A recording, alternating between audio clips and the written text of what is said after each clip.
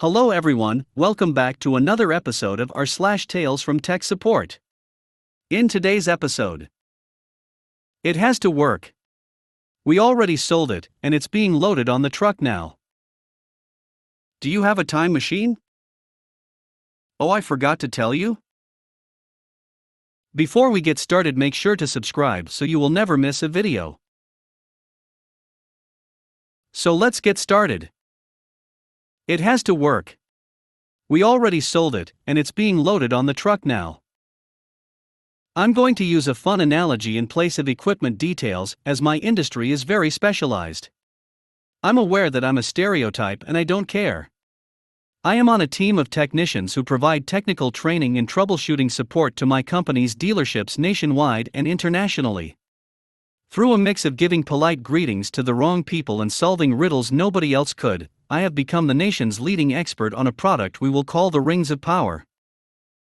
A few years ago, I was sitting at my desk minding my own business, and doing absolutely nothing unexpected like the good hobbit I am. Then Gandalf decides it's time for an FING dwarf rave. Gandalf is the head of another department that does all of the custom design and sales for the rings of power. He is very tall, always wears a hat, and is exceptionally competent at what he does. He has a decent understanding of how the rings of power work, but doesn't know all of the technical subtleties. However, this was the day he decided to trust Saruman. Apparently, a customer wanted to mash two receivers into one system and control them from a single control panel, which we will call the lesser rings, and the one ring which rules them all. I thought for a moment on this and determined that it would technically be possible, but it would be difficult to do, as you would have switch a lot of files and transfer power all in a very specific order while waiting an unspecified amount of time between steps. Otherwise there would be chaos everywhere and war would come to Middle-earth. This whole process would have no diagnostics or confirmation that it actually worked until you turn everything back on again. The rings of power simply weren't designed to work this way.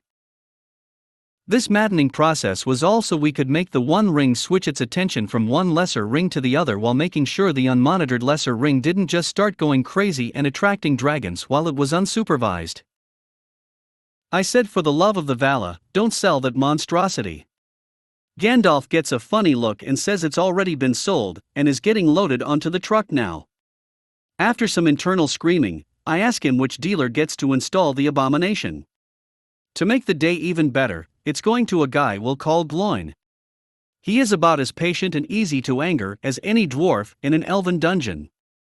At the very least, he is competent with the technical stuff. I spend the rest of the day drawing up the diagrams for power switching relays and instructions for the whole switching process. I document it, make physical copies, and generally try to make this as understandable as possible, as I'm the only person outside of Celebrimbor, the original creator of the rings of power, who can make this work. I sent it all to Gloin so he can finish the installation.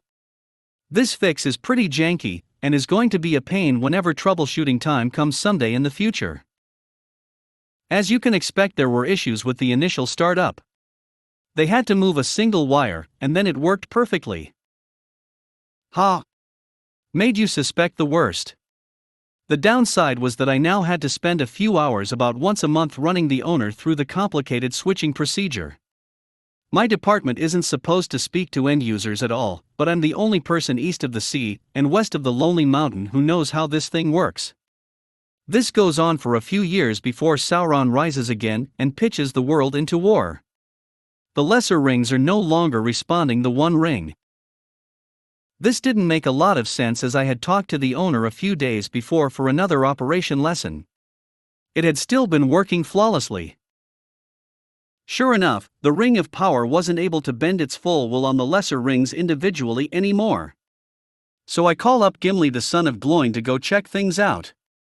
Gimli doesn't have the technical expertise of his father, but he is still fairly competent.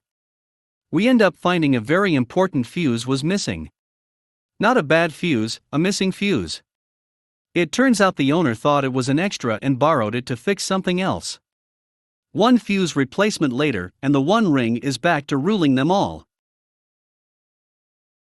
It's only a matter of time until the one ring goes into MT Doom, blows up and kills us all, but that's not today. do you have a time machine? Sorry, I've been out of the group for so long, life happens, work happens, and you realize it's been weeks since your last post. Backstory: I worked for a beer distributor for 9 years, not anymore. Here is a conversation with one of the on-premise bars, restaurants, taverns, supervisors. The players. Me, hey, that's me. Sup, supervisor. Ring. Me, IT, this is Bam Bam 67. Sup, hey B. He would never call me by my fist name, just my first initial.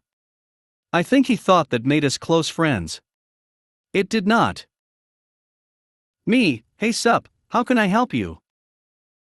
Sup, okay, you know how we are supposed to do a survey of beer signs and merchandise every time we go into an account? Me, yes, you can't start doing inventory or orders until you fill that out, or skip it leaving it blank. Are you having issues with the survey? Sup, well, kind of. Me, are the surveys coming up correctly? Sup, yes. Me, does it move you over to inventory after? Sup, yes. Me, then what's going on? Sup, I took salesman name here route this month, and I was also trying to do my job as well. Me, and I knew this wasn't going to be good. Sup, I didn't fill out any of the surveys for the month. Me, you skipped over the surveys? Sup, is there a way I can go back and fill in those surveys? Me, unfortunately, I don't think so. Sup, but there's gotta be a way. Me, look, every time you send in the EOD end of day, that survey, along with the inventory and orders go to the server and is processed. The survey is sent to the beer company. They determine if we need more signs, more merch. GM gets a report each month. Sup, but you're in IT, you have to know a way around this. I could get written up for not doing the surveys. I ride my team to do it every time. Me, sup, the only way I know how to fix this is to build a time machine, go back a month and tell you directly to do the surveys and don't cut corners. Sup, quiet on the other end. Me, and no, I'm not building a time machine. Sup, alright, I better go face the music. Are you sure we can't do anything? Me, positive. You better go talk to GM now and tell her what happened. It will go better if you tell her first instead of her finding out on her own. Sup, okay, thanks for the advice. Click. Sup didn't get written up. He did not take my advice and simply let fate take a crack at it. GM never noticed the empty reports for those accounts and Sup got away with not doing the job. This was not the first nor the last for him. Cheers. Oh, I forgot to tell you? Some backstory. I'm the single sysadmin supporting a 150-user law firm. My boss is the CTO, I have no one reporting to me. We have 3 offices in our firm, 1 main office and 2 satellite offices. Let's call them Main, SATA, SATB. For some additional context, we had an ENS, Layer 2 connection site-to-site basically, line through Comcast from both SATA and SATB to our main office, so that our case management software can properly communicate with the SQL server in our main office. Well, SATB is in BFE and had basically 35 tenths internet for the office. There is less than 10 people working there, but still, that was pitiful and ungodly slow. 2 months ago, I went down to SATB to switch over their ISP and put in 500/500 fiber. Part of that entailed setting up site-to-site VPNs between our firewalls from each of our satellite offices to our main office, and them to each other. Then rebuilding the routing tables to pump everything through that VPN and off the ENS lines. Everything except our phone system. Fast forward 2 months until yesterday. I get calls from multiple people telling me that no one in SATA can call the managing partner of our firm who just so happens to be working out of SATB this week. I do various things to troubleshoot it in our phone system, none of it works. I show zero connection between our phone switches in SATA to SAT-B. I can't ping SAT's phone switch from either main or SATA. Thankfully, I can ping it internally from SAT's network. I added all the phone system subnets to the firewall and made sure they were correctly configured. Everyone from the main office has been able to dial to SAT-B just fine this whole time. SATA, however, is still unable to make connection. I've been conversing back and forth with my boss this whole time, who is coming and going for meetings. Come to find out that my boss put in the disconnect order on the ENS lines about 45 days ago, because we were no longer going to be using them. We're in progress of switching to a managed phone system.